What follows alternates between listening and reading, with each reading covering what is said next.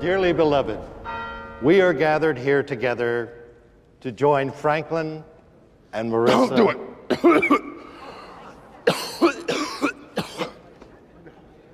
Hang on.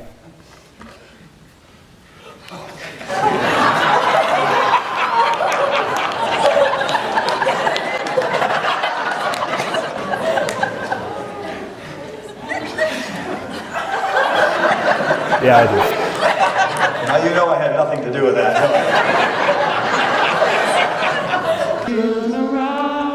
Every now and then I get a little bit nervous that the best of all the years have gone by. Every now and then I get a little bit terrified. I see the fucking look in your eyes. I fucking need you more than ever. We're married people here. What about divorced people? Divorced people live here. You're here because you're stuck. You're feeling the pressure to show up as the dad, as the engaged dad that you want to be. The feeling of being stuck in a rut, of not knowing what you're doing or where to turn. This powder keg of pressure that's going to explode unless you start to make some changes and make some powerful decisions. Well, hello everyone to another episode of Dissolving the Divide. Very happy here to have with us a very solution-oriented conversation around relationships and dissolving those divides. So let's get started. Hey, Derek, welcome. Hey, Leslie, how's it going? Waking up. Yeah, I'm looking forward to this conversation, especially kind of brings back some fond and kind of traumatic memories of when I first met you. I was in between trying to get to Canada, where Gabriel's at, and being stuck at the border twice, and not being able to see the newer love of my life. Trying to, as a man, trying to, build yourself back up after being divorced, and then getting denied by authority of an irrelevant nature was quite heartbreaking in and of itself. But yeah, that's a quick aside.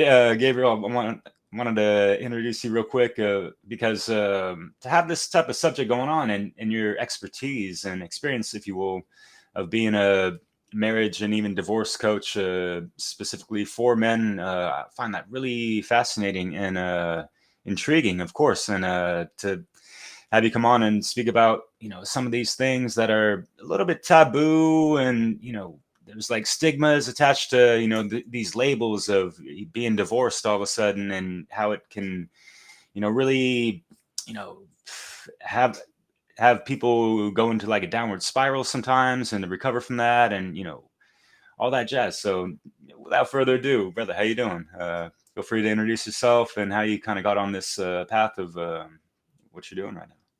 Wonderful. Thank you, Derek, and great to be here with both of you. I'll just say that if I were to call myself a marriage coach, I wouldn't also call a divorce coach. I'd call it a prevent divorce coach.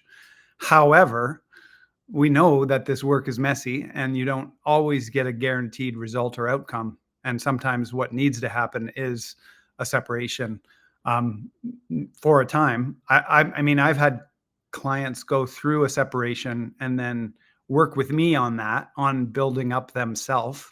And then 6 months later, I get a message saying, hey, we're back together. I can't believe this. Thank you so much. That just changed my life. So yeah, I mean, I like to take a stand for marriage in a time when marriage is somewhat under attack or less trendy. I don't know how to frame it, but it's definitely a work. And what I want to honor, and like what you were talking about, is the pain of separation. Even if you're just like not married, but just breaking up. I was chatting with a friend last week around, losing his girlfriend, and he was just going through it. And, on an attachment level, I mean, Leslie, I'm sure you are aware of this, that the primal survival instincts are coded into us as dyads because it's a survival mechanism. From the loss of the tribe, the dyad becomes our who's got my back, who's my significant other. And when that ruptures, the pain goes deep right to the heart of abandonment, bewilderment, and a kind of an annihilation of the self. So it takes a lot of core strength and support to rebuild through the ashes of that type of fire. Yeah, that's a very interesting connection you're drawing between I think, instinctual need to connect and depend on each other, depend on a tribe, to survive. And how there's been a transition from really having cohesive tribes to an unusually interdependent relationship on one other person in a marriage. And can you speak a little to that, the pros and cons of putting so much weight into one other person to meet those attachment needs?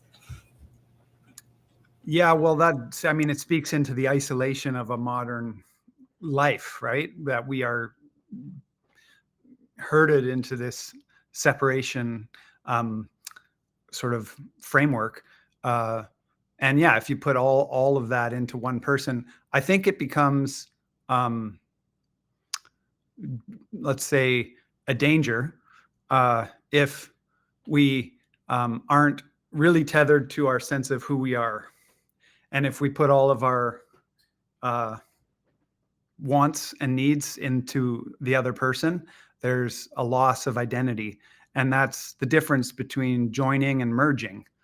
I think there's a loss of self when we merge with another. But if we do it in a healthy way, a joining can be a healthy interdependence. And I think, going down the rabbit hole of attachment work, the real game, I think, is to find my attachment with my deep self or with God first and foremost. And then when I'm secure in that, I can create security in my relationship with another. I don't know. I'm just sort of riffing on this. Yeah, no, perfect. Yeah. And it seems that there's also issues of expectation, right?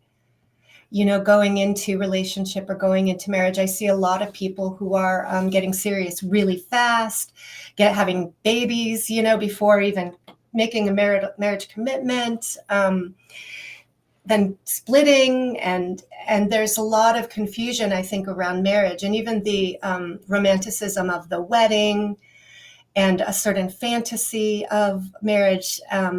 What have been your observations of the kinds of expectations that end up going sour? Well, yeah, I mean, as a general rule of thumb in my relationship coaching work, expectations are like kryptonite.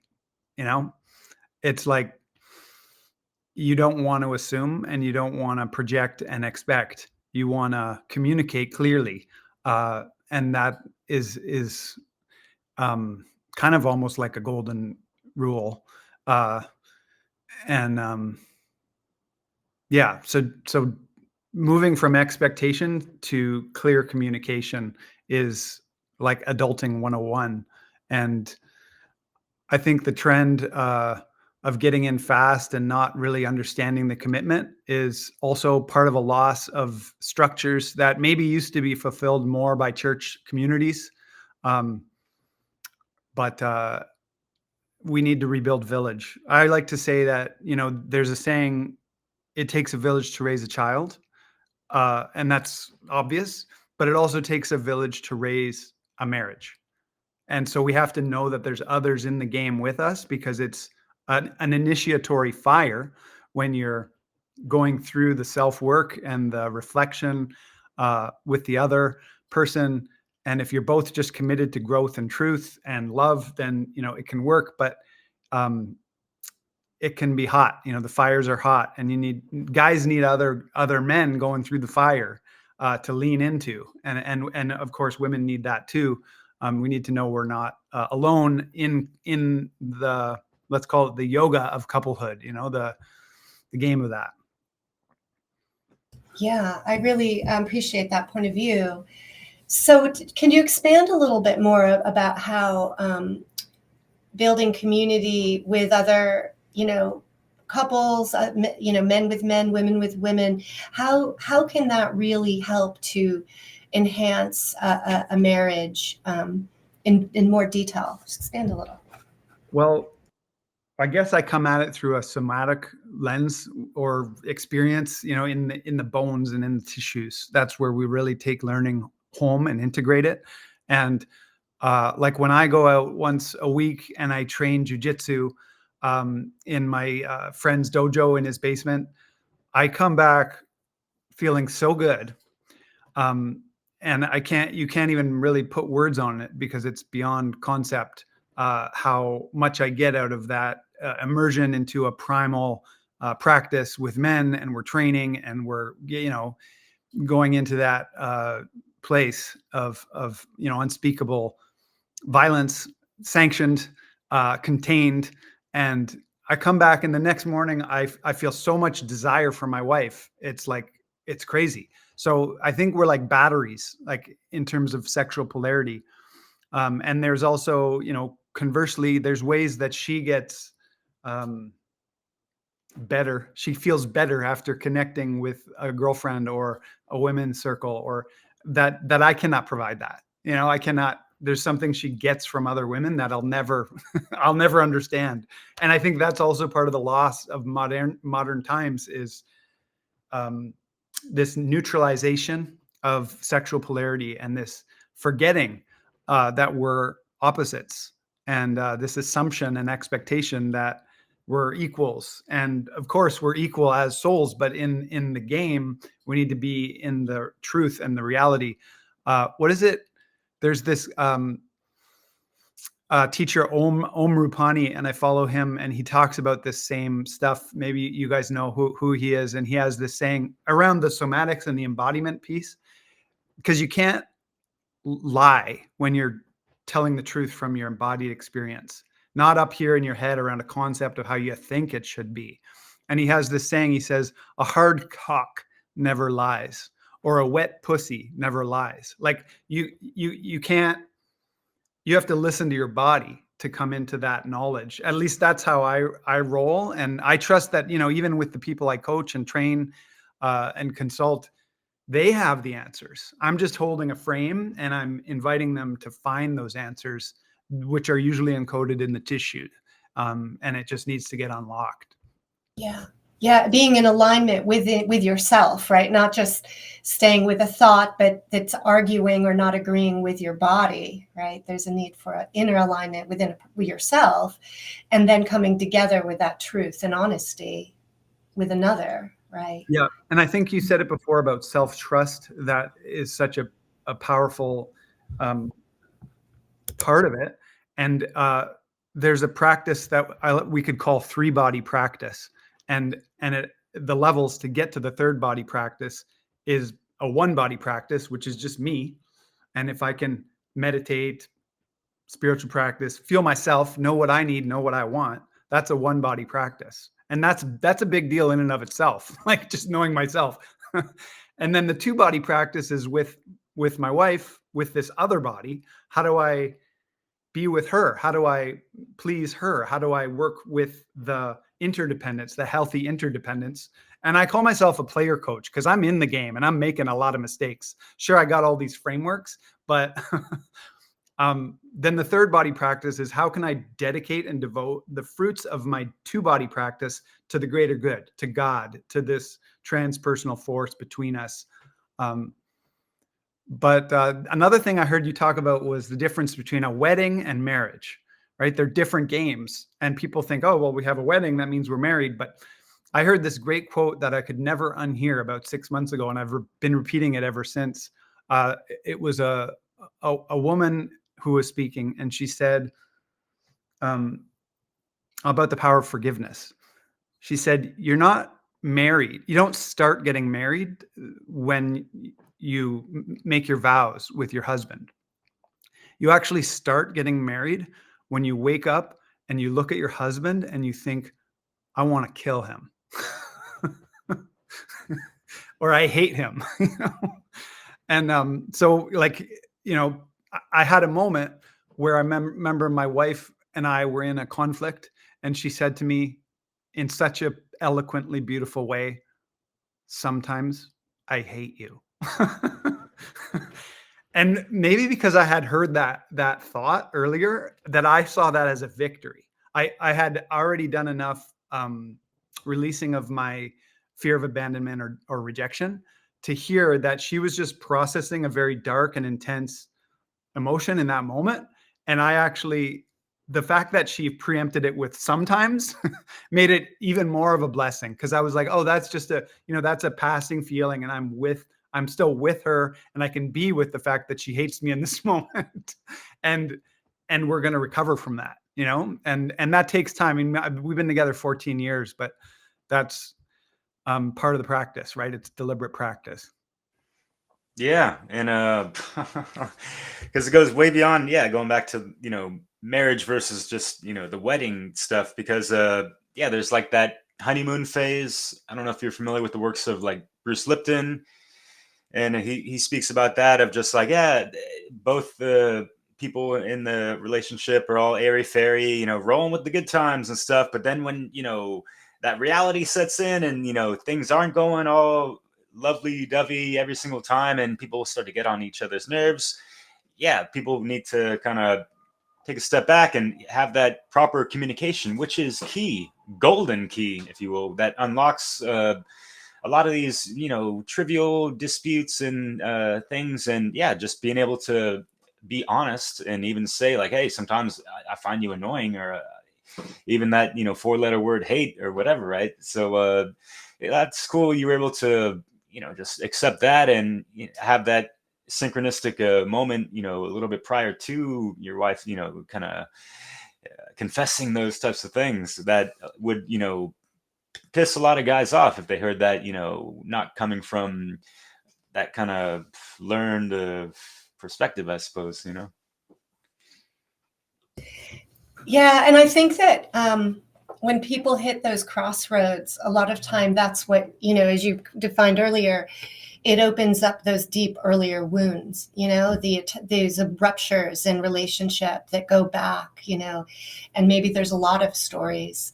And so, people become more reactive from a different place than the present moment, with their partner, and lack skills. I think I just see a trend where people are giving up easy, just like drawing hard lines and rejecting or withdrawing, and or just like escalating unprocessed traumas, and it gets so confusing as to what's even what, right? And how do you help people through those types of impasses? Well, I mean, what comes to mind is really just this maxim that the feelings need to be felt fully, and then they don't have power over us. Once we give ourselves permission to feel them fully, then we can move through them. So I think there's also a difference between facts and feelings. And that's a big part of what I guide my clients through, is teasing apart, what's the trigger or the charge, which is really just like you said, it's trauma, it's ammunition, right? You wouldn't be triggered if you weren't a loaded gun. There's something in there. And it's probably mommy and daddy stuff. It's probably early life stuff, family of origin stuff. And we need to reckon with that. Don't get me wrong. I mean, I mock therapy a lot because I think that the culture of therapy has become a little bit sterilized. The game of psychology has become very Psychology, what? yeah, pop psychology and a woke ideology slipping into the field. But on the deep level, like the actual core of the work as a psychotherapist, this is the stuff that the shamans and storytellers from ancient times would be. This is the knowledge that they knew. That's why they told fairy tales. Those fairy tales are all about mother and father stuff, right? And stepmothers, and like it's all family of origin coding. And so I always look to myth. In the age of psychology, we can turn to myth and find wisdom in that. That's been forgotten and lost. So I think that's a part of it. And another part is this question of like, what am I committing to in a marriage? Am I committing to my spouse? Or am I committing to God? And is that my primary commitment? And my spouse is my closest witness in that commitment. And I think that's what also what's missing with without God. You know, they say it's like a three braided weave, a braid, a three-stranded braid, I should say, of like myself and her and God, and that's how we can keep braiding, and I can keep learning and getting punched in the face by all my shadow material and then gonna grow and keep going, you know, is when I keep taking that strand and having the faith to turn the page and start new Yes. every day. Yes, that's beautiful. It's very in alignment with some of Mark Passio's work around, you know, seeing relationship is not just about the dyad, but the two being united in towards truth. And, you know, and as you said, feelings are not facts. And oftentimes people act as if they are.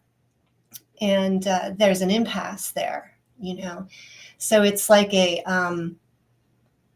kind of like finding ways to develop enough self-awareness to see, you know, that impasse and kind of pop out into the alignment, you know, with what is true, and that real commitment. What are you committing to? I think is a beautiful question, and perhaps not a question that couples are really asking themselves at a deep level. You know, Yep. because our world has become so material. It's like, well, we'll commit to, you know, getting a house and having kids and making income and going on vacations, you know, and yet Yeah. that's not the type of planning and commitment that you're talking about. Yeah. What happens when shit gets hard? Right, right. And are you aware enough, you know, to know yourself as, you know, your issues are exploding, and then you have the other person's issues exploding, and, you know, it gets very, very murky. Yeah, a lot of shadow work to be done, and that gets revealed through these relationships. As you know, I'm sure you study some Jungian, Carl Jung psychology and shadow work and that kind of stuff.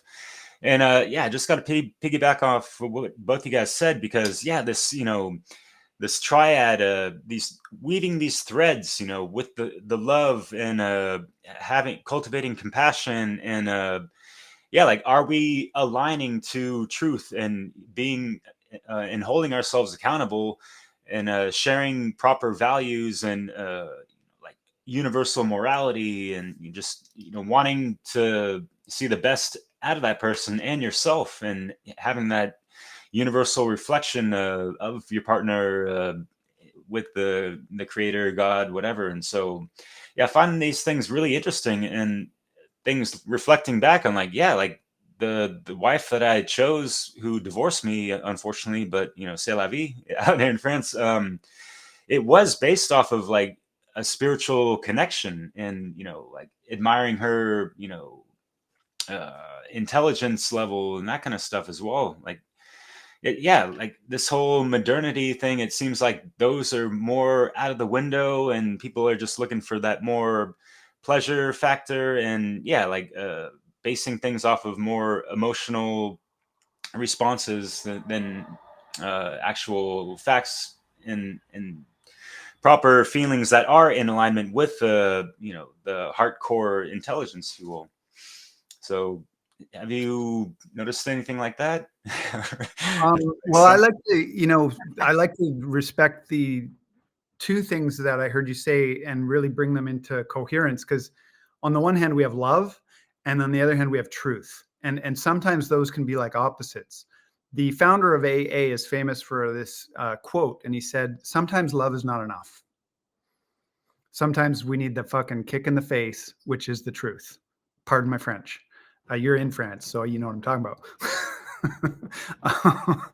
So love and truth I see also as masculine and feminine poles.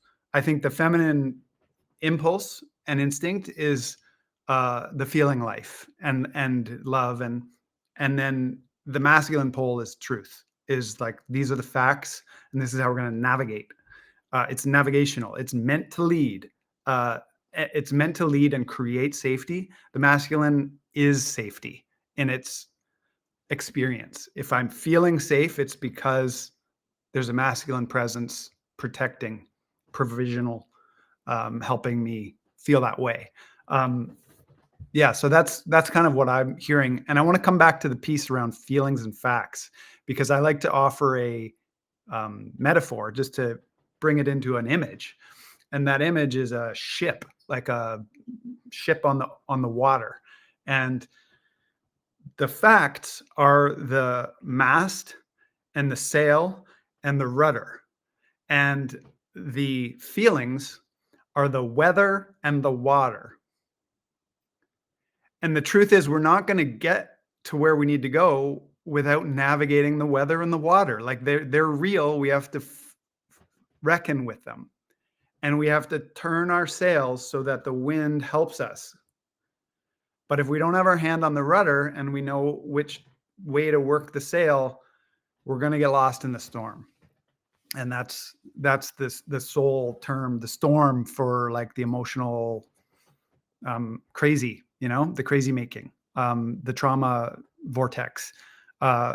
So I think the ocean is like the ocean of devotion too. It's could be loving and warm and calm, and it could be stormy and life-threatening. And I think someone said to me once that the ocean is like Mother Mary, and the rudder is like Christ. It's like you kind of need both, because that Christ force is that masculine leaning in drive to make decisions and to navigate the chaos and bring order and bring kingdom principles into place that create the structure, that create the feeling of freedom. Anyway, I'm just riffing here off this sailboat metaphor, but it helps because the feelings do overcome us from time to time. And the more I can get my hand on the rudder and remember the structures that support order and progress and forward motion, then I don't get, blown over. And I think as a husband, I've also cultivated and developed my ability to be the shore for my wife's storm when she comes in crashing at me. Sometimes I'm better at it than others. And sometimes I need to just put up a boundary and say, let's talk about this then. Or let's focus on this for 5 minutes, because your attention is your greatest asset. Your attention is gold. It's the thing that all the marketers and corporations are fighting for. They want your attention because it's the new gold. It's the new oil. And if you can cultivate that ability to hold your attention, and then give it where you need to give it. As a man, I'm going to give it to my wife when I know she needs it, and I'm going to penetrate her with my loving attention, my gaze. And sometimes all she needs is 5 minutes of me just holding her in her feelings. And it's like an acupuncture needle going right into the right spot, and she's feeling better.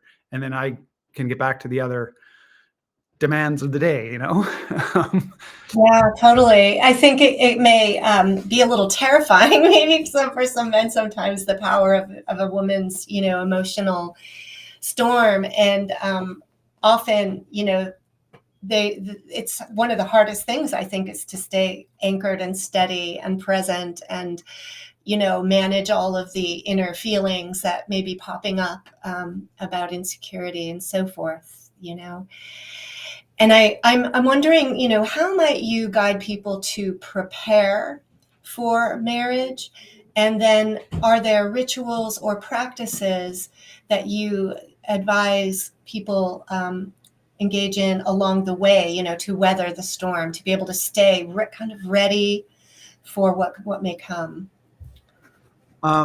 Well, I say, you can't stop pursuing and wooing your spouse. You need to always be on some level in pursuit.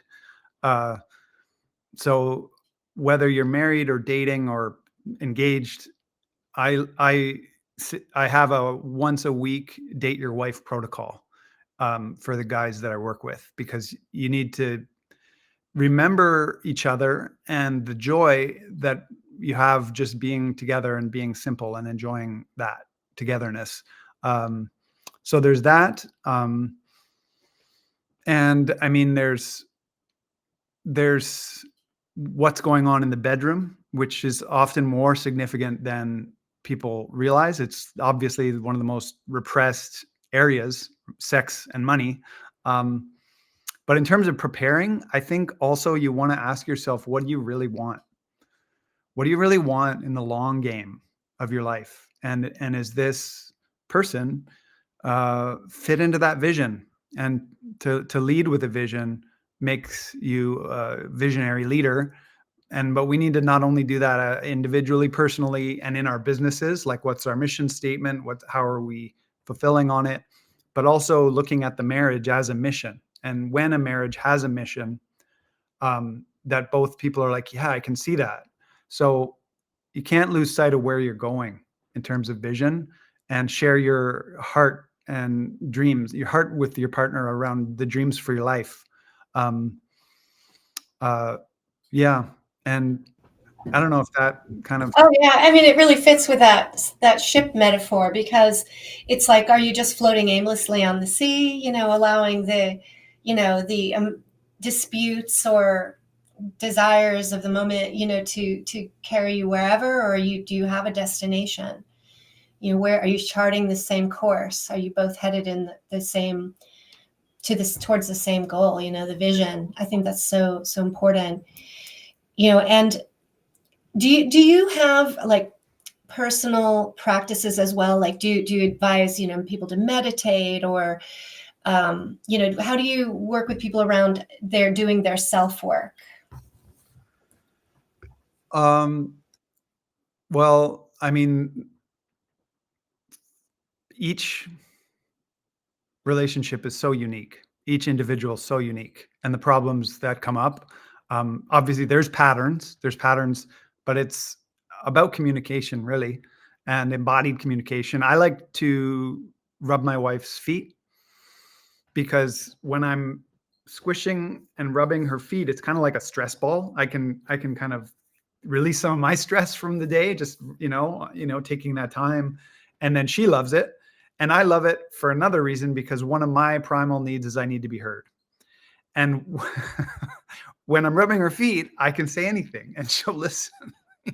So selfishly, I'm doing that. So it's kind of finding the things that work for your togetherness, that are, selfish and selfless. And I mean, sex is like that too. We have to acknowledge that we have desire, and give ourselves permission to say what we want. I remember having a moment where I wanted to try something we hadn't done before with my wife. And I felt at first quite shy and a little nervous, like, oh, I don't know what if she rejects me? What if she thinks that doesn't want to do that? And then I just said, I want to try some things we've never done before. And she said, oh, tell me all about it. She was open. And that was like a relief. And that sometimes we need to introduce some pattern interrupts, even as leaders, and preempt the courageous conversations by pre-framing them. Because if I have to have a difficult conversation with a business client, or my wife or family member, it really helps if I say, yeah, I have something we need to talk about. Can we do it at 2:00, when we have some time? Okay. So now there's a preparedness and a readiness to lead and to create the frame where the feelings can happen about the facts, and then we're rolling, then we're underway on that journey. And there might be something that comes up that I'm not ready for. But those are some communication hacks around the relating. But really the core code is just tell the truth, tell the fucking truth. And they say, people think intimacy is about sex. But I'd say intimacy is about truth. And when we're telling the truth, even in intimacy, then we're going to go deeper. And like if the sex is junk food sex, or it's not connected, it's just sort of, all couples will fall into patterns and get into habit patterns of, this is the way we do it. We go through these positions or whatever it is. but to really bring some awakeness and aliveness and to create space for that is so important, so that sex is not junk food sex, but it's soul satisfying. Phoenix fuck is the term for that. When you both feel so good after that, that you're like, why don't we do this every day? Oh my God, I feel reborn. Like when you hit that level of soul food, that from making love, you feel that good. Then you're like, yeah, well, there's so much resource here in a relationship that doesn't need to turn into a battleground. And the further I go down the sort of the hot moment that we're in culturally, the more also I see spiritual warfare playing out. Derek, you mentioned the honeymoon phase. Well, a lot of people in more scriptural and biblical studies and communities will talk about warfare in the relationship as an attack by the devil. And I wasn't really open. I wasn't always the way I talked about it before, but now I see it as actually an incredibly useful way to look at it, because that force in society that's opposed to marriage, that's attacking marriage, is the same force that you could call it the devil. And it doesn't want the family to be coherent and cohesive for the children to have that. So, addressing the shadow work that comes up personally and in the dyad is a way bigger deal than just what's happening in that family, but it has repercussions, in the greater cosmic scope of things. So, finding the ability to create that truthful experience of truth telling and safety is so pivotally important right now, in terms of the whole conversation. Really well said. The image that came to my mind as you were talking was like the Fool from the Fool card, standing on the ledge, afraid to leap. It's a terrifying thing to leap into this fearful revealing of what you really see as what's true and how you really feel and what you need and want. But by doing so, it's like a death rebirth cycle. Like the phoenix rising is the potential, is the rising higher, as you take that leap in truth, right? And that's a transformational potential, of relationship, where it can really bring a level of raising that you can't do on your own. Yeah. And you said it, the game of transformational leadership requires dying every day. And it's terrifying. It's like, I need to die to who I thought I was in order to become who I'm needing to become. The who that I need to become is not the same man that I was 6 months ago, a month ago, or yesterday. And that takes an incredible level of spiritual resilience to go through the ego death of the, punch in the face of those lessons. Yeah. And being guided by, when we say truth, I see that as also principle, and that the principle related to truth is to be honest, to be true, to stand true to your word, and continue to move in the direction of that vision, despite how turbulent the seas are. So this principle of honesty and one of the things I was thinking about when it comes to like marriage and marriage vows and some of the symbolism was like in Mexico, they have, in some of the Catholic tradition, there's like a lasso, that unites, that comes around the couple. And I asked myself, well, what does that really mean? What is the significance of this sort of merging? And I was thinking, what it is when we step into this kind of closeness, we are now taking on a kind of a vow of sensitivity or protection that around the impact of our behavior on another person. Yeah. There's more to think about now than just me. There is a very entwined impact of me on you, you know, on the other, and what we create together with children or business or whatever it might be. And I think it with that comes a heightened level of like responsibility and honor to that. And I don't really hear that in mainstream conversation. And Yeah. any thoughts on that? Well, I think what comes to mind is, I think, Derek, you and I first connected over a post I made saying, what was it? It was like, woke therapy is actually causing divorces. I think that was the Yeah. post. And so in the main, and I'm curious, Leslie, what you're seeing, because you've been in this field too. But I would hear from men who would come into my practice that their wives were seeing a marriage counselor and or a personal counselor who was really influencing them towards this strong, independent woman archetype, and really almost encouraging them to leave their husbands. So It was I like think undermining the marriage in a sense, yeah. yeah, absolutely. And so that's why I wrote a little caveat at the end of this post, because I said, you know, if you're in a couple, if you're going to in a together thing, whatever you define it, and you want some help, make sure you vet your therapist or your coach, your relationship coach, so you know what their values are and what they stand for. Because if there's someone with a very feminist bend in their approach, and they don't really value the marriage, and marriage and patriarchy are scapegoats for all that's wrong with the world, then you want to tread cautiously with those helpers, because you're going to kind of be influenced no matter what by their worldview and by their values, because they're holding a container and a frame for you to do your work. So it's going to influence you. So that's why I'm quite upfront that I do stand for marriage, and I also don't collude with this cancellation of men, and even the word patriarchy, which has become a scapegoat for all that's wrong with the world in academic circles. We could call that the wokeness. Anything that prevents free speech. That's what I define wokeness as.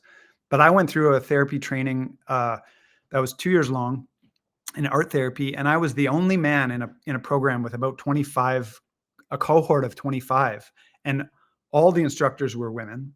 And so I knew that I was called into the field to help men and to work with youth and boys and rites of passage. I knew that was my calling, but a lot of what I was bringing up was they were just not ready for, you know?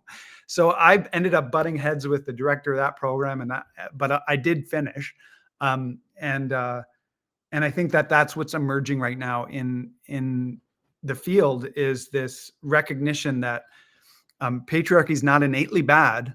I mean, it just, in its etymology, just means the leadership of men. And what its purpose is, if it's done integrally, is the protection of the family. So if we're anti-patriarchy without really looking at what we're throwing out the baby with the bathwater, we might be also anti-family. Anyway, so that's what I'm looking at in the main, and I think that there's a return coming to people taking power back from institutions that have lost the plot. Jordan Peterson calls it ideological possession, and he's kind of an example of someone who started to speak and stand up and got canceled a long time ago, and now look, because he's been smart as a businessman to have books and have a podcast and build his own platform, he wasn't dependent upon academia to pay his paycheck, so he could speak freely. And so I think that the freedom to speak freely also comes from having business savvy. I believe that freedom will be restored at this time by business, because you cannot cancel the fact that a business is prospering and thriving. That's a force to be reckoned with. So I don't know, I'm just kind of riffing and going off here. No, I feel you. If you don't mind, I'll riff off because this came to mind and I totally forgot to note it. But you brought up the great point with, kind of like the neo-feminine aspect of, this polarized pull, on the feminine side, but also on the masculine side, we have like the MGTOW movement or whatever, men going their own way as the acronym, whatever. And I'm kind of curious if you've noticed that, either you or Leslie, in those, you know, fields of, you know, therapy, relationship counseling, and all that stuff. Because yeah, it seems like, you know, and yeah, like we have we had a great friend, Maria West, who I kind of joke around and say like she's your therapist's therapist, you know, type of thing. Because, you know, some of these therapists need their own healing and counsel and whatever, and that's nothing bad per se, but yeah, like as you said, these people got to be vetted, like especially in today's day where yeah, things seem to be a little bit more ass backwards than usual, unfortunately. And yeah, with the whole wokeness being an inversion of, you know, being properly awake and aware to whatever, right? And they had to reduce it to another 4-letter word and whatever the hell. Anyway, so yeah, I'm just kind of curious, you know, how do we bridge these gaps with the neo-feminist side and the MGTOW folks? And they just seem to be, you know, with their, you know, chatter and, you know, talking shit on both ends and kind of pointing out some of the extremes of like the toxic masculine or toxic feminine side. Yet, you know, do they forget about the beauty of, you know, the positive aspects of people? And it just seems to be like focusing on the negative and like this drama based mind control type of thing, you know. Anyway, so yeah. Riff away if you want. Well, that's the dumpster fire. I kind of want to turn it over to Leslie because I just said a mouthful. I don't know. I'm curious what you're seeing in your practice and you know, related to a lot of this. Yeah, I'm not sure if it's so much in my practice, but you know, that in the observations of like the social media world as well. And I remember being really triggered by a meme that a person I knew in real life, you know, posted about, it was like National Women's Day. And it was like something like National Women's Day isn't about being a mother or being a householder, you know, it's about basically like being like a man, you know, like pursuing, you know, like your independence. It's that kind of woke idea of the neo-feminist sort of empowerment of women, but it's very much, I see it as is this like a swing, a pendulum swing, right? That as a society overall, you know, there's not an awareness that this is basically a trauma response from, you know, having come from a history as women of feeling pretty repressed or undervalued or pigeonholed or restricted. And then, you know, naturally kind of going through a process, you know, of finding your own strength and power and independence and sort of claiming that, which is a good thing. We all need to sort of go through a process of figuring out who we are, what we want, finding our power, you know. And for my own life, I could see myself having been more not having good kind of self-defense around, you know, defining my boundaries and what I'm willing to tolerate or not, and losing myself in relationship. To then a lot of time, you know, when you're finding yourself, you have to go past center and you end up being kind of a bitch, or you end up being a bit too extreme. And I think that's where we are societally, in a sense, is the, you know, women sort of claiming this wokeness, but it's coming from bitterness, it's coming from wounding and anger and resentment, and a, like you said, sort of a projection of blame onto patriarchy, onto men. And men in truth are not the enemy, and men are just as much sort of been wounded by this what people call the patriarchy. I tend to see it more as this like ego-based evil, you know, satanic mindset of the world, which is hijacking all of relationship and confusing and setting men and women against each other and seeing each other as enemies, right? And so it makes me very sad to devalue motherhood or the family, because in a sense we're then devaluing children. And where are children in this conversation, right? You know, as women are out there being the boss babes, right? And this illusion that a woman can just do it all. I had that illusion, and it became pretty clear quickly that without a real healthy partnership, no one person can do it all, and that who gets hurt ultimately is children get hurt. And if the children are hurt, how are they going to go forward in creating healthy relationships? How do they know what that is? It's very vital to the future of humanity that we find that balance again between men and women and relationship and honor and truth and vision that is taking into consideration the fruits of this union. Because I think when men and women, when a marriage occurs, whether it's, and this is another topic we can go down, is whether it's like sanctioned by the government or not. Like, to me, marriage isn't mean you have to have a government stamp, right? But regardless of what you're coming together, there is going to be a creation from that ripples out into the world somehow. And we're often not conscious of that. It's happening on unconscious creations that then we have to clean up, right? And if we're staying polarized and blamey, and ideologically kind of grasping onto this woke mentality, I think we are just digging a deeper hole of dysfunction, I guess, to say the least, just some of my thoughts. Yeah. Well, thank you for that. I agree. It's a dumpster fire of trauma with men and women. And like you said, there's so much more to it than meets the eye, because it's children are looking up to the adults to be adults. And I think on either side, men and women all want the same thing. And that's what I tell the men I coach through their marriage coaching, is that you both want the same thing. Like, I remind them that, everybody wants the happily ever after and the beloved community and the forever home. It's actually quite simple what people want. And we get into our freeze responses if we don't feel worthy or deserving or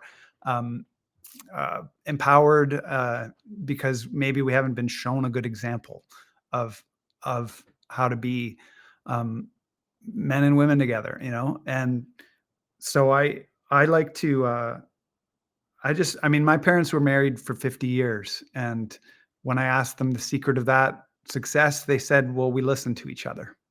That was it. And we consider each other in all of our decisions. And it's pretty simple and selfless, but yeah, I think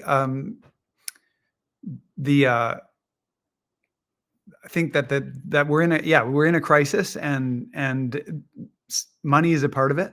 And I agree with being basically inter-sovereign, like kings and queens.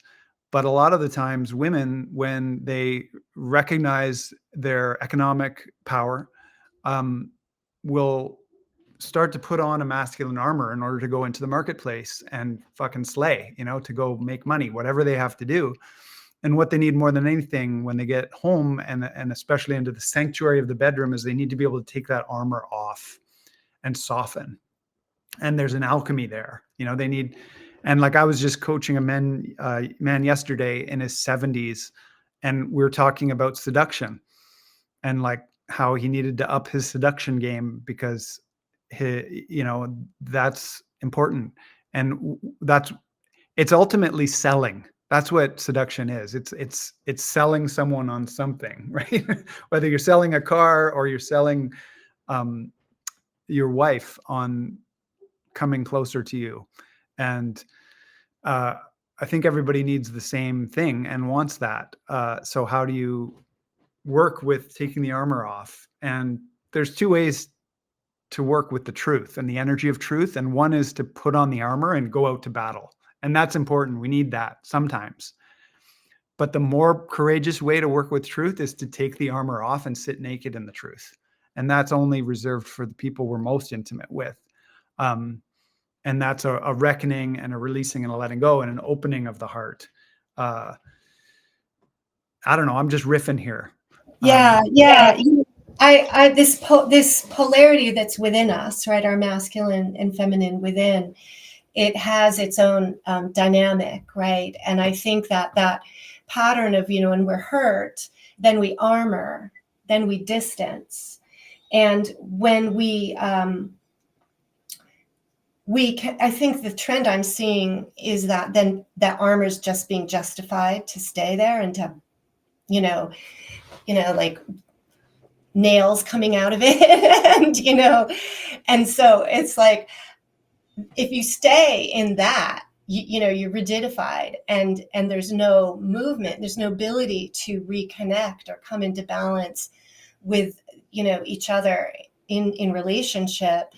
But it's all ultimately based on fear. So we have to work with ourselves, right? Yep.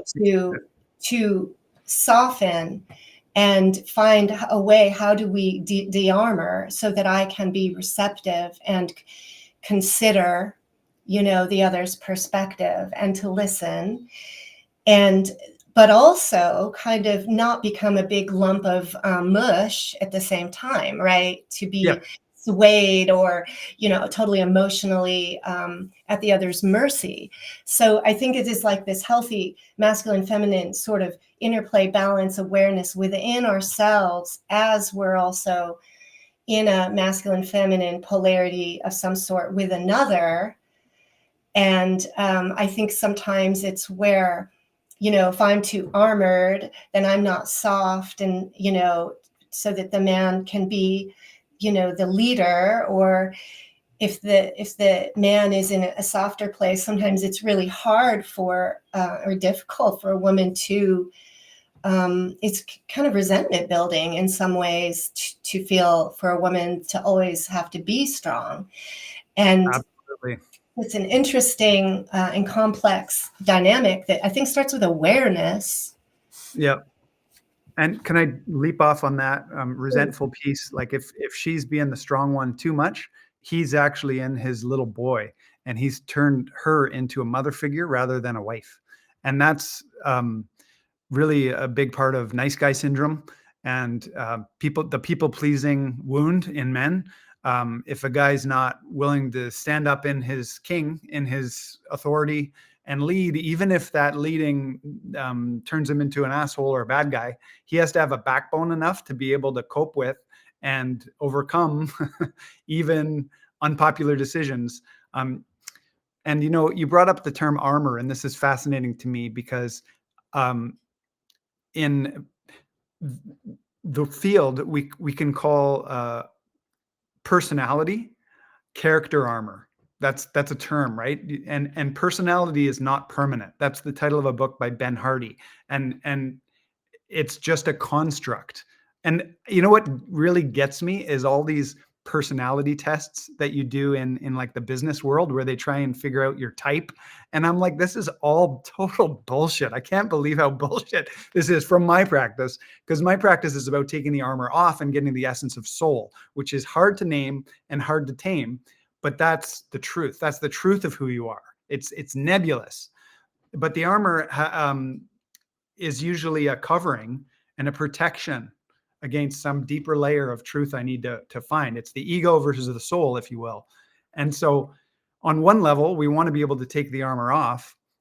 But on another level, if we look at the armor, like the scripture does in the part about God's armor, then you're making a prayer and a dedication to wear the chest plate of righteousness and the helmet of salvation and the sword of truth and the shield of like if we stop looking at armor as a trauma response, but if we look at armor as a spiritual force of truth, then it changes the game, right? So it's important to be able to define our terms, whether armor is a good thing or armor's the armor of God that we want to lead with and wear, because we're not going to put up with lies. We're not going to put up with hiding. We're not going to put up with bullshit or all of it.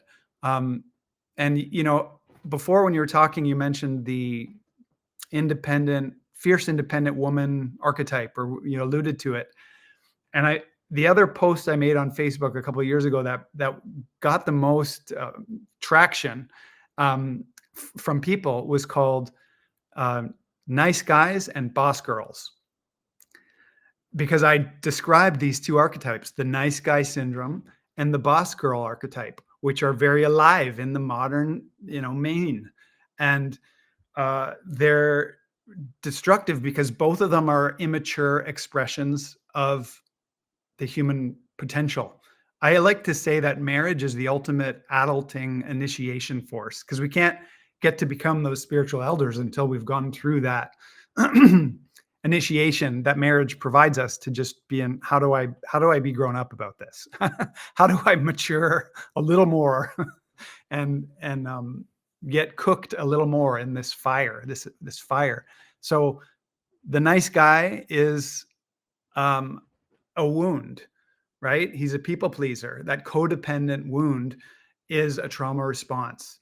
And the boss girl is also a protective wound, because she's trying to play the part of this archetypal masculine, I've got it all figured out.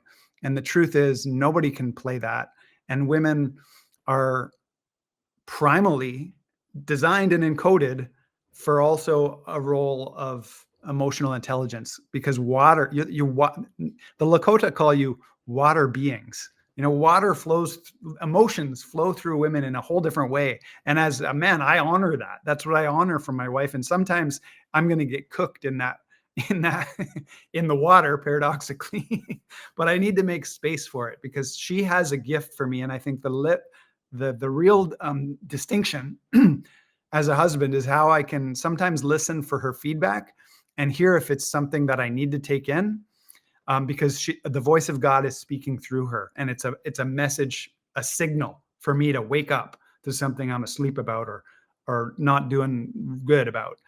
And then the other half of the time, it might just be her off-gassing her own frustration or trauma.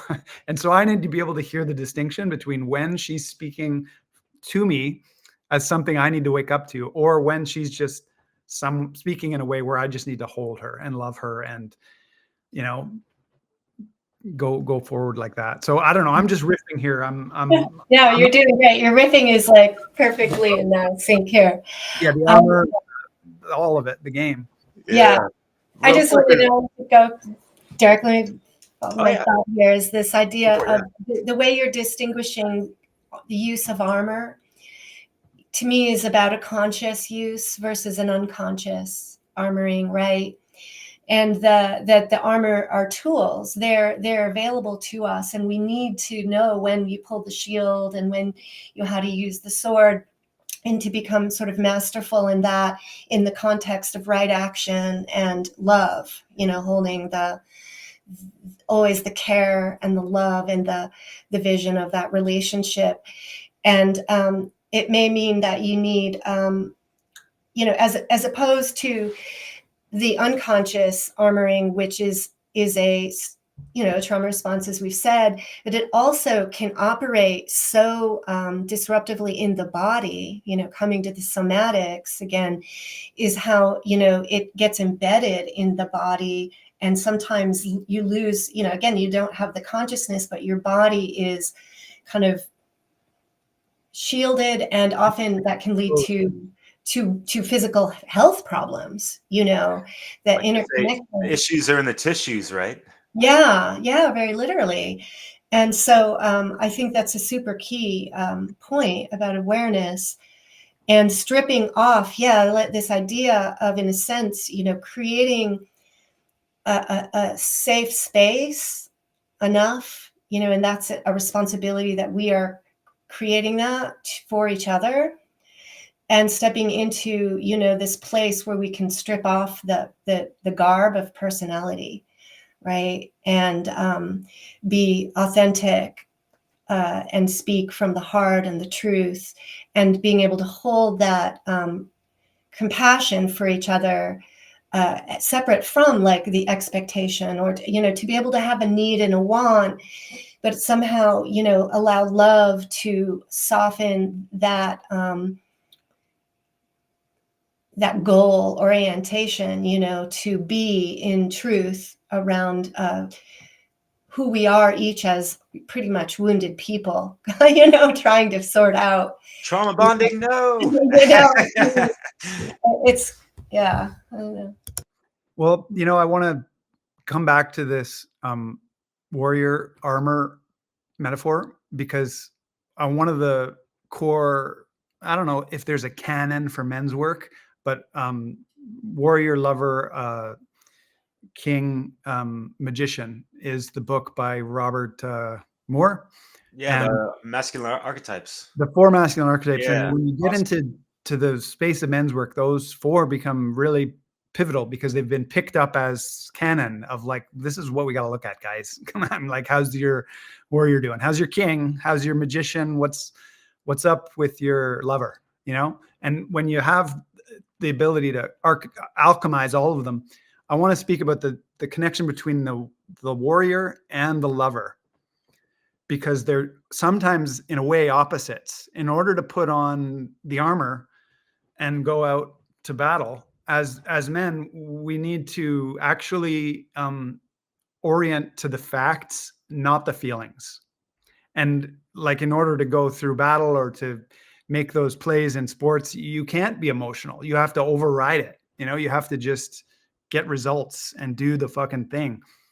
But if we look to myth, there's often a garden where the lovers come together in so many myths, right? In the whether it's in the underworld or in this moment, in Iron John, the boy who becomes the hero meets this princess in the garden. There wouldn't be a garden that's safe for lovers to find if there wasn't a wall. And that wall is built by the warrior energy. The structure of the kingdom is upheld by the warrior. And if the warrior doesn't have a king, then he can be a toxic warrior. He doesn't even know why he's full of fire and piss and vinegar. So the warrior needs the king. And there's a scene in the Lord of the Rings where this one king was all under the spell of a bad wizard, and then Gandalf comes in and he kind of fixes it, and then this warrior from the land comes out and he puts his sword into the hand of the king, and then that king just transforms. He's like, oh, because the king also needs the warrior. We can't run our lives like warriors. We need to run our lives like kings, which requires governance. And it's a different form of governance when we orient spirit first. I'm starting to reclaim in my own practice the word governance, because I'm a pretty anti-government type person in reality. But if I orient to governance as a spiritual force and as like a fulcrum of truth, then that kingdom principle and that inner king force within me, that Christ force, will allow me to govern between warrior when I need to warrior up and lover when I need to seduce, and I need to be present, and I need to be in my senses and with my wife and kids. There's an old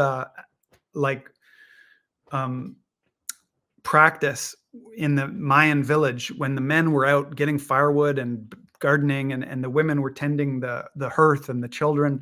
When the men would come back to the home, before they go into the lodge where the soft ones are, the young ones and the women, they sit at the threshold at the door, and one of their older children will bring them a gourd of water. And the man would have that sip of water. And that was very much a cultural practice, because he needed to soften and put down some of that yang energy of what he did to get the firewood or whatever. And then he can go into the home as a blessing and bless everything with his presence.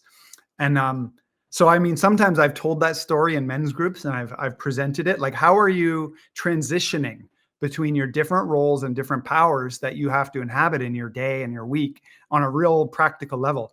And I told that story, and I said, what do you guys do? And one guy was like, well, that's my truck. When I'm driving from work to home in my truck, I'm transitioning. I'm letting go of the stress of the day, and I'm thinking about the family, right? And so those are some mythical, sovereignty acceleration, mythic medicine there, just to see those practices as essential. That's part of how I roll. I've got all this mythic. I love it so much. Yeah. Yeah, that's great. Proper ways to keep the married life fresh, man. Yeah, real talk. I And wish it's I not knew me. these things when I was saying that, when I was married and all this stuff. And then, fuck, a couple years go by and things get stale. You fall into routines. And even if you're talking about it, you're not fully acting upon these things. Like, hey, baby, we know that television's a lover killer, whatever the hell. But, yeah, there's something, there's The Simpsons on. Let's watch it. Fuck it. Like, some of this Well, shit. yeah, I want to speak to that, Derek, because the other thing, and The Simpsons is a perfect example of that. I learned French that way, though, man. One of the ways. Sorry, go ahead. Yeah. But what we call it, because I'm one of the places I did training in this work is with the Wake Up Warrior movement. And in Wake Up Warrior, there's a real crystallization of the problem, which we could name the systemic sedation of men. And that systemic sedation is an attack on the man and the masculine pole. And it happens in the media, in the mind. It happens in the environment because our environments are estrogen dominant, in the soaps, in the detergents, and it's actually making men lose their testosterone. This is a real medical problem now. And then relationally, like the confusion inside of the mainstream sitcoms and the roles of men in Hollywood, the inversion, this demonic inversion that won't allow men to be men and women to be women, and for that like natural fairy tale love to happen when it could be that simple. It could be that simple. So reverse engineering the systemic sedation is a big part of the Wake Up Warrior mission. Is how do we man up? How do I figure out my money game, figure out my body so that it's a weaponized force, and how do I stay in balance? And then how do I connect with God? How do I spiritually connect with God every day and bring that blessing and those principles into my spaces? And so that's body, being, balance, and business. And in the game of warrior, this is what I guide some of my clients through if they're up for it, is we gamify those four: body, being, balance, and business, so that every day you need to pay yourself and invest in action that feeds those four kingdoms. So am I training? Most of my mood problems and mental stress goes away when I get disciplined about fitness and I'm in the gym every day, because there's something that brings me into the body, and that barbell and the squats and the sweating, and that it just tames the whole beast, The other thing that's taboo with men is violence. We've criminalized violence. We've made it evil. But the truth is, we have a impulse in us as protectors. We have to know how to use violence in proper ways. Sean Whalen, whose company is called Lions Not Sheep, he has a t-shirt that I love. It's just like such a provocative meme. It said, "Give violence a chance." But I know that where that's coming from is from the same thing I get when I go to jiu-jitsu, or when you go to a hockey game and you see two guys drop the gloves and go at it, because that's a sanctioned part of the game. Because we know as men, we need to deal with our fire so that we can come back to the home and be the fathers that we could be when our protective impulses are put in the right place and they're not causing harm, in our relationships. Yes, I think that's so important, because I think men are shamed for their own like biological energy of like that aggression, that warrior sort of fight, violent, thing, which is, with great power comes great responsibility. I think the sexual energy is very tied into that. It's like, it's very powerful, and not to suppress it, not to shame it, but to sort of learn about it and master it, be the monarch of your inner world, and be able to play with it. Mark talks about developing the inner psychopath. It's like we can't deny these parts of ourselves. It's like recognizing it, making friends with it, learning about it, finding an outlet for it, using it to bring the energy up, to create those walls of protection, to create safety, and so it's like a beautiful thing, and it's been, I think, being demonized and seen as the problem. There's actually a minister I heard who wanted to, like, her whole a solution was like, we need just to get rid of the warrior archetype, then the world will be okay. It's Of course. so naive, and it shows me how, people, so many people, they just don't understand, Yeah. These play of archetypes and forces, and how they're all really there to help us. They're all here as tools and ways for us to be empowered as humans, and create something really good. And knowing what are we creating, and Yeah. how do we use and discipline, our tools and so forth, is important. And I wanted to. Oh, you wanted to go ahead? I got a case study in point here around jujitsu and the repression inside of male bodies. And my own was after training for a few months or maybe weeks with my jujitsu coach. He pointed out to me that I wasn't putting my weight on him when I got on top. He's like, wait a minute, like, you're on me, but I can't feel you. And so, like, he showed me where I was being a nice guy. I didn't want to throw my weight around. I didn't want to burden him with my weight. And so he found that place in me that was afraid to be the beast, to be the psychopath, and to, like, get on him and dominate and win.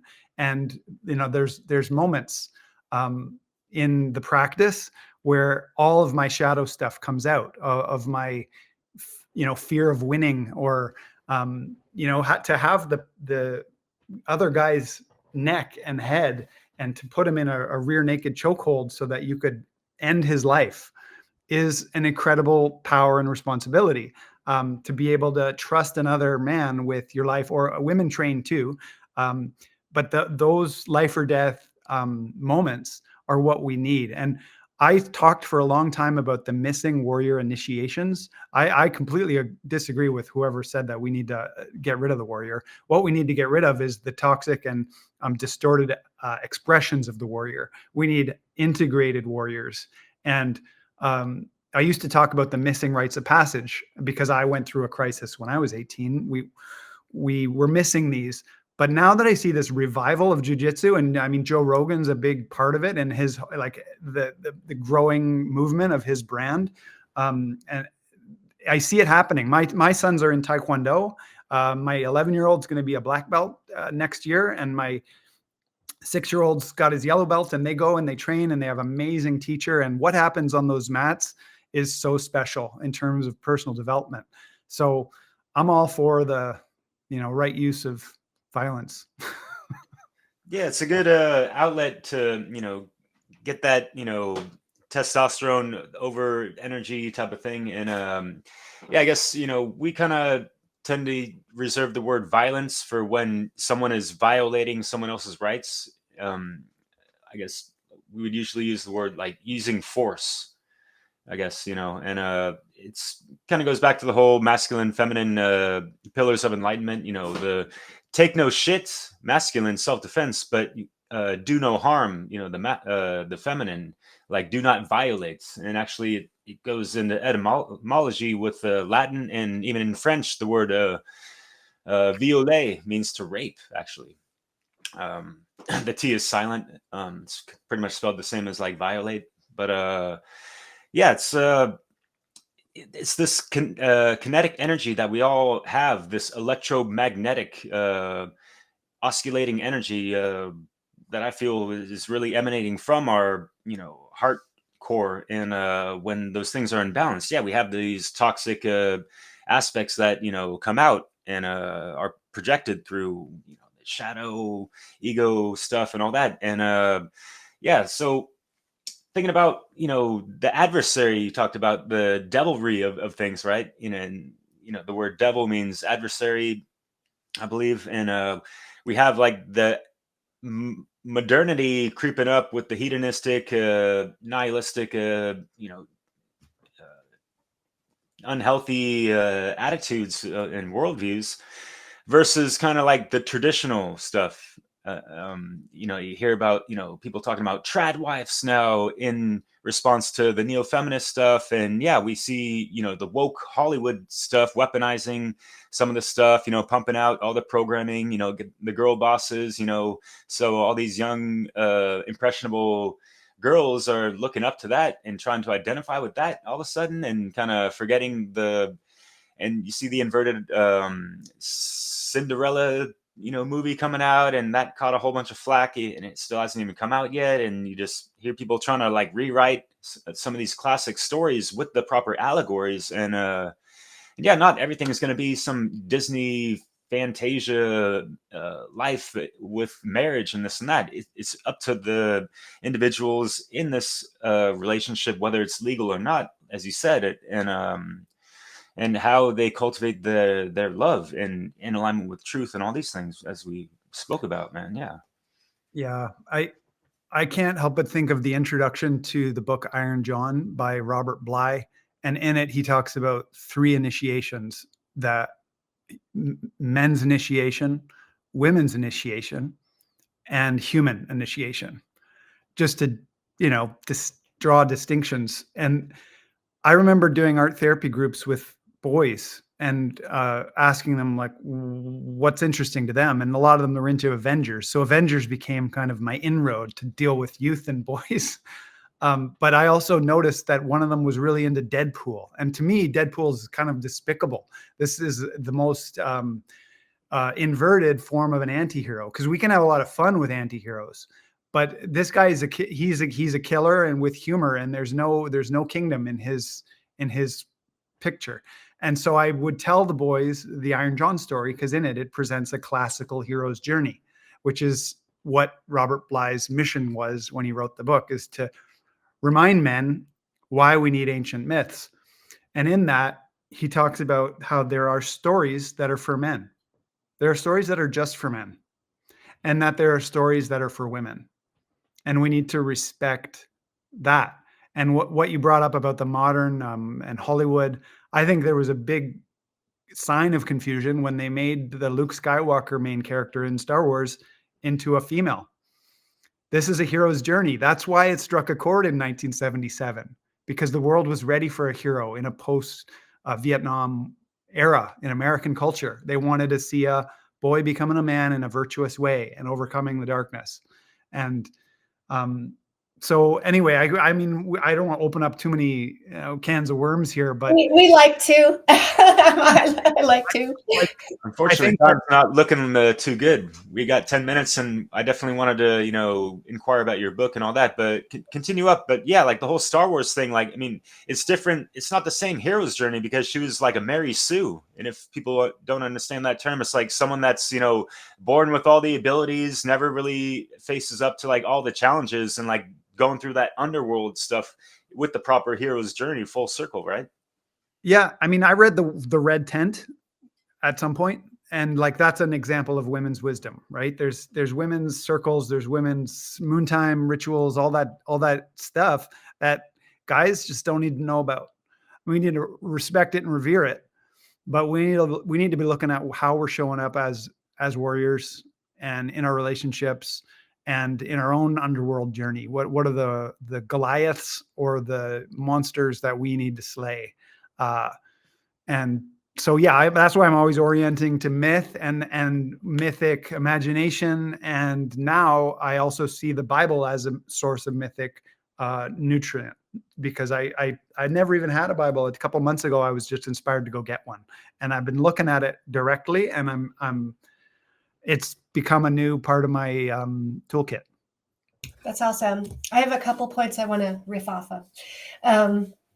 One is this along the media and the trends in popular TV and shows and everything. And so, we'll watch things like maybe it's Vikings or shows where the men are men, right? Supposedly, but there's often a scene in there where they are making the man pretty submissive to a woman who's dominant, and I joke like, okay, wait, watch, she's going to be on top. 90% of the sex scene, she's on top. And when the man is on top, he's raping a lot of the time. You know, if you start to pay attention to those subtleties, or it's like the man needs rescuing. That's another theme that's happening a lot. And it's the woman character who's saving the day and who's really doing the job right, you know. And I feel like that's part of that, where you said the systemic sedation of men, the subtle kind of putting down of the masculine energy and somehow like punishing them or mocking men. And there's even like this, I don't know how true it is, but, you know, people will say that in Hollywood at some point when a man becomes popular, you know, as an actor, they humiliate him, having him, you know, wear dresses and, you know, kind of making, you know, or the sitcoms, it's so, and, you know, men making mockery of men, you know. So this is, I think, part of the problem of this, what's creating these polarities on this very disrupted relationship. So that was one point. And then the other was about the transitions. And you brought up that example of, you know, a man coming home and needing to sort of shift energy so that he can enter the space of the lover. And I think if you look at any, you know, I guess, you know, shamanic ritual, there is always a portal, a gateway, a cleansing that we walk through to change our energy from one state to the next. And yeah, and it maybe you smudge with sage, or you walk through under an arch, or you have a drum beat. And, you know, as a single mom, you know, who's out there kind of with the pressure of survival and work and coming home and having like 3 kids, like, you know, wanting my attention and not being able even in the space to do that right away, you know, and recognizing that there's a transition needed, you know, when you're moving from one sort of role and mental space to the next. And I think that that is a tool we can create tools. We can create those little rituals that help us transition and take off, you know, if we're a woman and you have to, you know, make a living and you're kind of in that more masculine space and you're tired, you know, we need to have our own ways of transforming into that nurturing space, whether it's with being nurturing with our masculine partner or with our children, and reflecting on where are we even, and what do I need, and taking responsibility for that. Mm-hmm. Yeah. Beautiful. Yeah. Gosh. So I guess, you know, here we are sort of, we've covered a lot. It's been rich and beautiful content here. And I'm wanting to see if you might want to summarize some of your, or maybe bring up anything maybe that you haven't shared and you want to clarify on some of these topics. Pull it together in any way you want. It feels pretty complete to me. I just enjoy connecting with you both. That's how I would wrap it up, is just to say thank you for your time and for this chance to, you know, spitball about it all. Yeah, would you mind? I'm sorry, I haven't taken a peek at your book, but Alive on Purpose. It sounds like a really cool title, and I think, yeah, like finding that purpose for, you know, yourself individually, and then, you know, sharing that with, you know, the right partner, and, you know, having that navigation towards those goals, as you said. I think it's a great place to start. I'm sure you might mention things of that nature in there. Anything you want to say about that, or? Yeah, thank you. The subtitle is Unclench from Fear and Step into Your Power with Backbone, Heart, and Balls. So I'm calling out my reader in the title that this is a men's book. It's a bestseller on Amazon in men's health and spirituality. And there's it's pretty much a playbook for working on your own inner game. working through the triggers, the challenges, the shame, the guilt, the fear, the anger, how to alchemize it and live a life alive on purpose. And that's what I discovered, is that men have a hunger for purpose, which is another way of saying a hunger for God, and that inner authority and inner direction that comes from doing the work, doing the fucking work. So it is an audiobook too on Audible. You can get it that way. And it's also the name of my coaching program, Alive on Purpose Coaching for Men. And yeah, I work typically with family men who own businesses, but also see couples, and working with restoring marriage, or making marriage better. Yeah, that's about all. I got a YouTube channel, so there's lots more of me sharing, teaching, and telling stories on Gabriel Kazan on YouTube. So that's other ways people can find me in the online world. And Facebook's my main platform that I share things on, and I think where we all connected. Yes, indeed. And I'll definitely have all those links in the show notes for folks to get connected and more respected with your works and all that. So, yeah. Yeah. And I thoroughly enjoyed this conversation and really appreciate the wisdom that you're sharing here, your perspective. So I really encourage people to check out your work. And we need more of these conversations, I believe. And collaboration. I think the collaboration is in bringing the men's work and the women's work together will be a really good thing. Yeah. So thank you. Yeah, thank you so much, Gabriel. Take care out there in beautiful Nelson, Canada. Okay. It's a great place. Yeah, and thanks for letting us see a peek of your beautiful scenery. It's lovely. Yeah. All right. Well, thank you everyone for listening. Until the next Dissolving the Divide. Take care, everybody.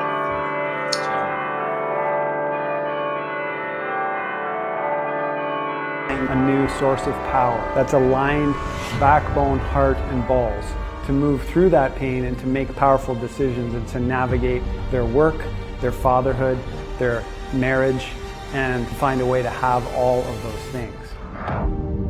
If you're watching this video, you're probably feeling stuck, you're stressed or overwhelmed, your relationship with yourself is on the rocks. Maybe it's the porn addiction, maybe it's the addicted to your devices, or maybe actual substances. You're feeling isolated and you don't know where to turn, but you know you need to take action today to create a different scenario. Instead of fighting 2 to 3 times a week with your wife, you're having sex 2 to 3 times a week. You're aligned and you're able to be present with your kids and actually read that bedtime story and enjoy it and put them to bed, or you're able to parent in a way that you want to without having to sacrifice all your other commitments. I've seen men broken open. In the heart of that breakdown is the breakthrough that they were actually ready for.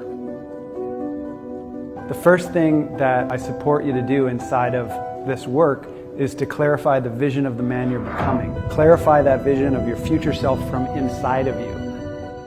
And that roadmap of going forward to die every day to become that man that you need to become. That's why it's not easy. That's why it's not comfortable. And that's why it's painful. And it takes balls. It takes looking at all the places where you gave your balls away and then getting your balls back. What makes this different is that it gives men what we really need. Because what we really need as guys is to be confronted. We need to be called out and confronted.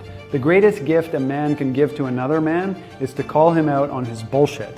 And that is what happens inside of Lionheart. You get to tell the truth and you get to dig deeper into the truth. And when you get the chance to tell that deeper truth and to grab deeper inside of yourself, you find a deeper freedom. And inside of that deeper freedom is what sets you free to be the man that you were born to be.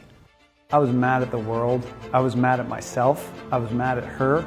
I was mad at everything. And what I realized is inside of that grief and the heartbreak, the gift revealed itself. I made the decision that morning to never abandon myself again. And that became this snowball that led to domino effect of transformation in my own life and in my own decision making to come alive on my purpose and to give from overflow.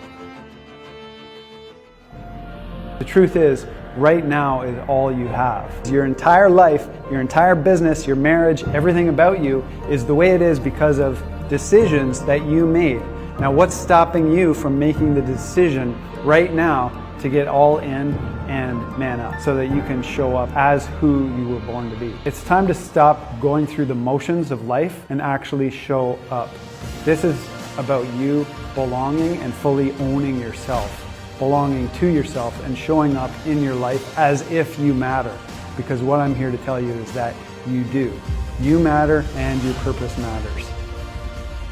The villain is believing that you have to do it all yourself and figure it all out yourself. Don't be that guy. Make the changes now. I have one decision for you, and that is either you can go it alone and find your own way, or you can join us inside of Lionheart. Stay stuck, keep figuring it out, going it alone, or take the next step and connect with me on the inside of Lionheart.